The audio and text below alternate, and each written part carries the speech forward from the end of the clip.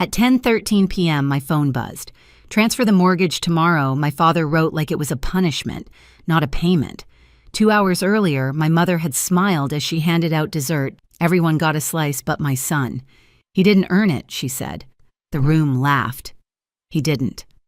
I helped him with his coat and we walked into the cold without looking back. That text. It wasn't a reminder, it was a test. And maybe for the first time in my life, I was ready to fail it on purpose, because they had no idea what I'd already done. Thanksgiving always looked perfect in my family: gold candles, crystal plates, my mother's smile polished for guests.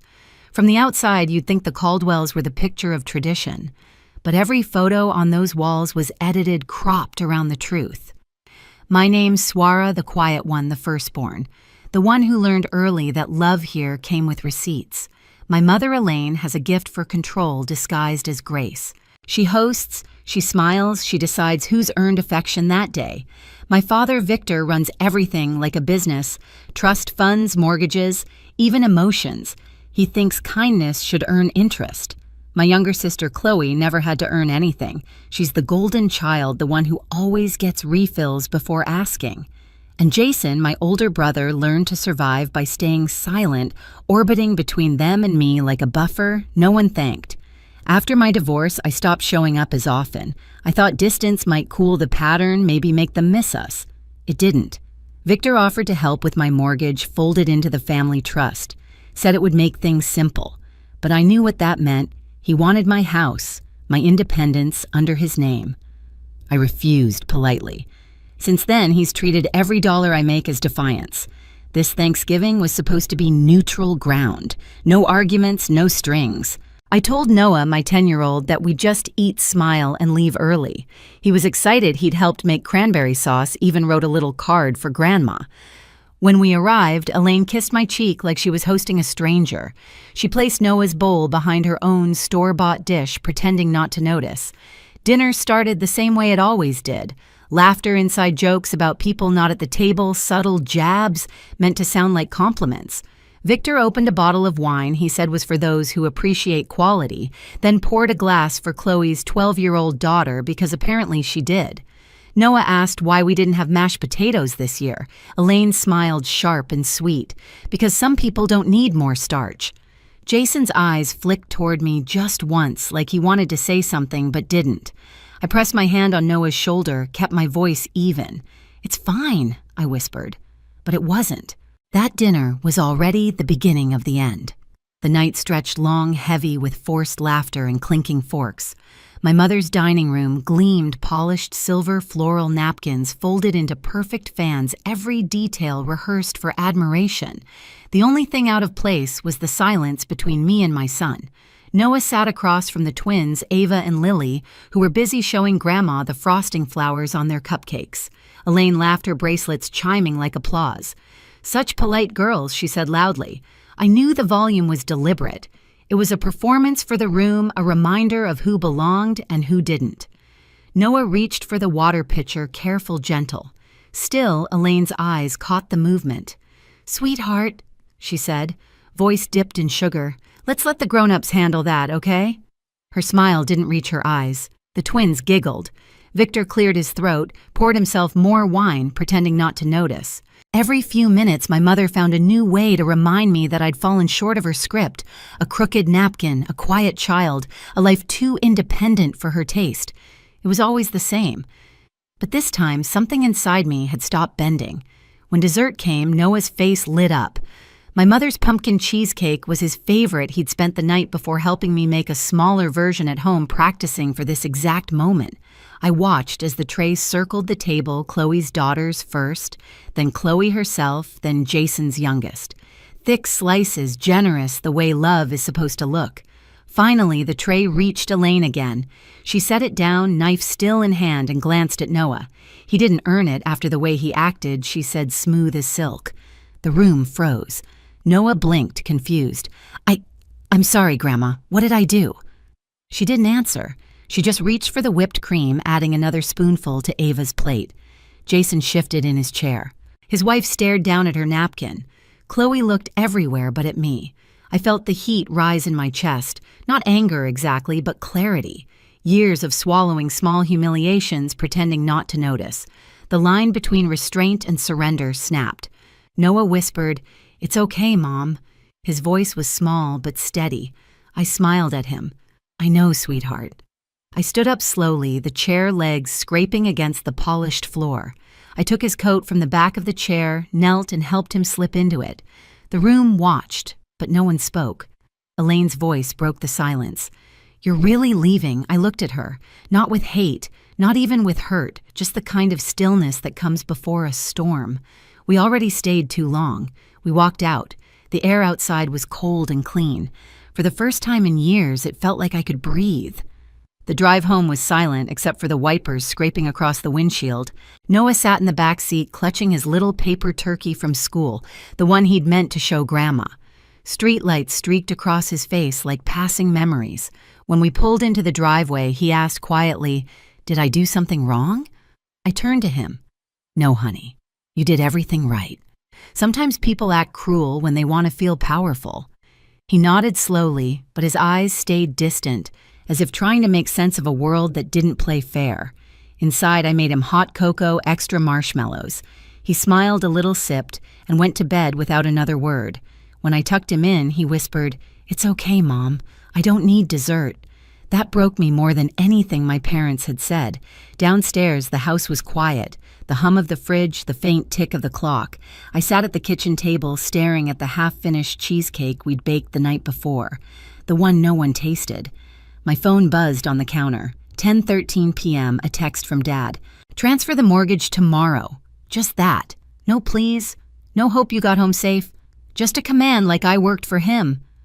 I stared at the screen, my reflection dim in the glass. It wasn't just about money. It never was. It was about control. Every loan, every favor, every reminder that I was the one who owed. I didn't reply. Instead, I opened my laptop. The glow lit up the kitchen as I clicked through my payments and statements. Line by line, I traced every tie that led back to him. The trust fund, the joint investments, the property connections. Every chain disguised as help. Then I opened a blank document and started writing. Not a letter, not an explanation, a list. Every time they'd used generosity as leverage.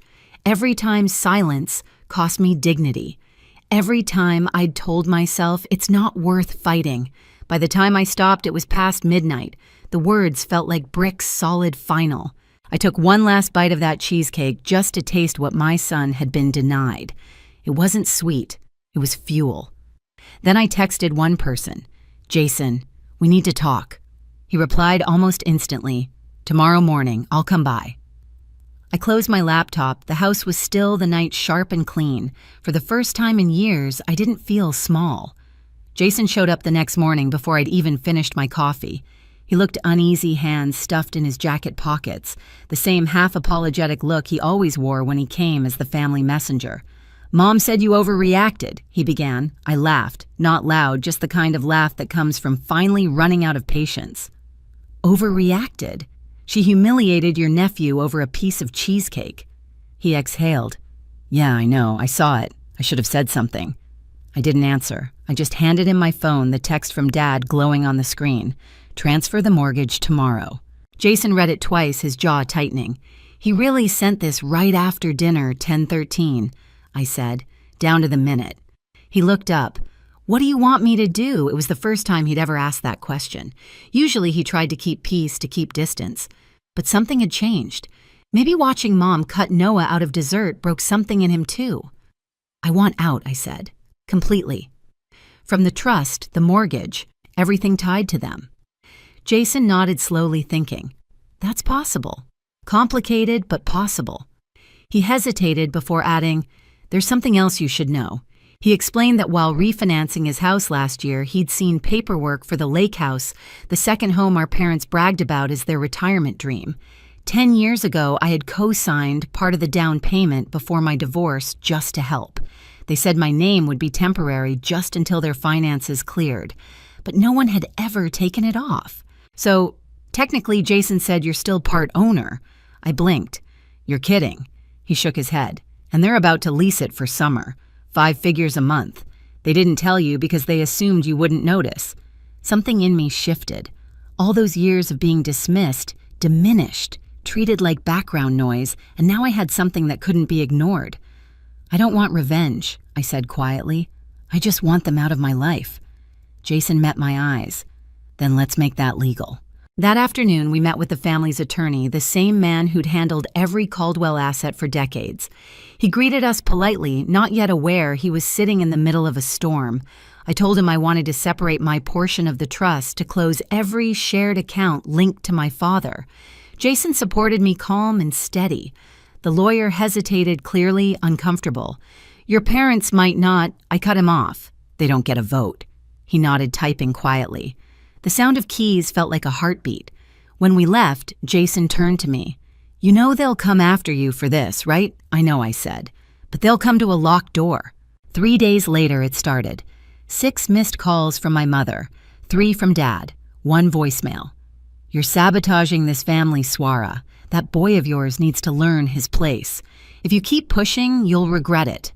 Her voice was calm, too calm, like she was reading from a script she'd practiced her whole life. I forwarded it to Jason. He texted back 5 words. "We're done. Officially, this time." The next morning, I got an email from the trust administrator. Subject line, pending amendment request. I stared at it, heart steady, not racing. This was control slipping from their hands, and I knew it. But my parents weren't the kind to surrender quietly. January 7th, Jason's birthday. It had always been the only family gathering that felt halfway genuine. No decorations, just pizza kids, running around laughter that didn't feel rehearsed.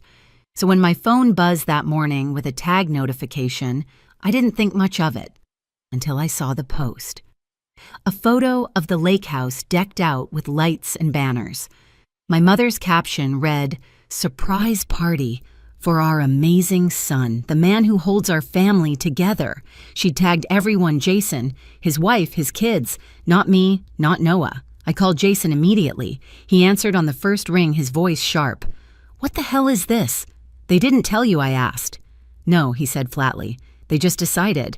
We looked at each other over speakerphone, both quiet for a moment. Then he said, "We're going." When we pulled up to the lake house, the driveway was packed. Cars lined the road. Music drifted out from the patio, low and polished, like a soundtrack to their denial. Inside, relatives I hadn't seen in years held glasses of wine. My mother stood near the fireplace, glowing under soft lights. When she saw us, her face flickered. Shock, then panic, then a smile that didn't fit. "Jason, Swara. What a surprise," she said too brightly. Jason didn't waste time. "Why did you post that party like I planned it?" Her hand froze mid-gesture. "It was meant to be a nice surprise." "No," he said. His voice cut through the room like glass breaking. "You used me to fix your image." People started whispering. My father stepped forward, jaw tight. "Lower your voice, son." Jason turned to the crowd. "For everyone here, this wasn't my idea. It's just another performance. And if you came thinking this was a real family celebration, you've been misled." Silence. Someone coughed. A cousin set down his drink. My mother's face flushed. We were trying to make peace. "Peace doesn't start with lies," I said quietly. She looked at me like she didn't recognize me. "You don't have to do this here." "Yes, I do," Jason said, "because this is the only language you understand an audience." The whispers turned to murmurs. Someone took out a phone. My father's expression curdled into pure fury. Jason took a deep breath. "If you keep pretending, you'll end up celebrating alone." And just like that, we turned and walked out. Behind us, the music cut off. The chatter died. My mother's voice called our names, brittle, breaking. But we didn't look back. Outside, the air was cold, sharp against my lungs. Jason stopped by the car, looking at me. "You okay?" "Better than I've been in years," he smiled faintly. "Then it's done." But it wasn't, not yet. Not until they felt what it was like to lose control completely. The next morning, I got a knock at my door, a delivery envelope. Inside, a typed letter from my father's accountant warning about the serious tax consequences of splitting the trust. A note stapled to it read, "Don't make emotional decisions." I laughed. It was the same tone he used when I was 16 when I'd said I wanted to choose my own college. I took a picture of the letter and sent it to Jason. 5 minutes later, he called. Check your email. There it was, a scanned document, the finalized amendment, beneficiaries. Victor and Elaine Caldwell are hereby removed from future disbursements. I stared at it, heartbeat steady. Jason said, they'll be at your door before sunset. He was right. At 4:17 p.m., a knock echoed through the house, not frantic measured.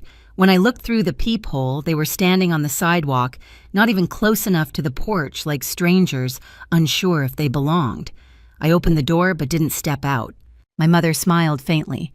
Can we talk for a minute about what I asked? This isn't how family handles things, my father said. Family doesn't go through lawyers. I met his eyes. You're right, family doesn't use mortgages as leashes either. Elaine stepped forward. We just want to find a way back. We'll apologize to Noah. I waited quiet. She didn't add anything. An apology isn't a transaction, I said. You don't get to offer it like currency. My father's jaw clenched. You think you're better than us now? No, I said. I think I finally understand you. I stepped back, my hand on the door. You're a lesson, not a legacy. Then I closed it. Their silhouettes stayed outside for a few seconds, then disappeared into the dusk. That night, the house was quiet again. Noah was asleep, his breath even. Jason texted effective immediately. They're out, permanently. I set my phone down, leaned against the wall, and let the stillness settle. I didn't feel triumphant, just clean, like the noise had finally stopped. 3 days passed before I heard from Jason again. A single text appeared while I was making breakfast for Noah. It's official. Trust split confirmed. No exclamation points, no celebration, just fact. I opened my email and saw the document sitting there, my portion separated, my parents' names crossed out from future distributions. It didn't feel like victory. It felt like exhaling after holding my breath for years. That afternoon, I picked Noah up from school. He ran toward me, backpack bouncing, cheeks flushed from the cold. Can we make cookies tonight? He asked. Of course, I said. We spent the evening in the kitchen. Flour dusted the counter, the smell of vanilla filled the air. Noah shaped stars and trees laughing when one broke apart. I hadn't realized how long it had been since our home felt like this light unguarded. When the first batch came out, he offered me one. These are better than Grandma's, he said, half smiling. I almost corrected him, then stopped. He was right. They were. Later, after he went to bed, I sat on the porch with a cup of tea. The night was still, the air crisp enough to sting my lungs. Across the yard, the lights from Jason's house flickered through the trees. We had dinner there the night before, just us, his wife, the kids, and Noah. No speeches, no guilt, no judgment, just peace. During dinner, Jason had raised his glass. To choosing peace, he said softly, even when it costs us blood. Everyone clinked glasses, even Noah with his orange juice. Now, as I sat under the quiet sky, I thought about everything my parents had tried to build, the control, the fear, the appearances. They'd lost all of it the second I stopped playing along. My phone buzzed once more. A missed call from Mom. No voicemail. Just silence. Her favorite weapon finally turned useless. I didn't call back.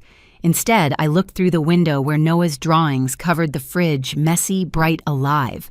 The world she'd tried to shrink was growing again right here in this little house they once dismissed as too small.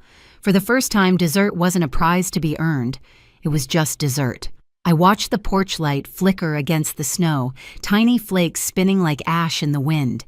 Inside, Noah's laughter drifted from his room, soft, safe, untouched by the people who once claimed to love us. I took a slow sip of tea and let the quiet fill the space where their voices used to live. Maybe that's what freedom really sounds like. Not applause, not revenge, just the absence of their control. I thought about that night at 10:13 p.m., the text that tried to chain me again. They wanted obedience. What they got was silence that no one could command. Boundaries don't break families. Control does.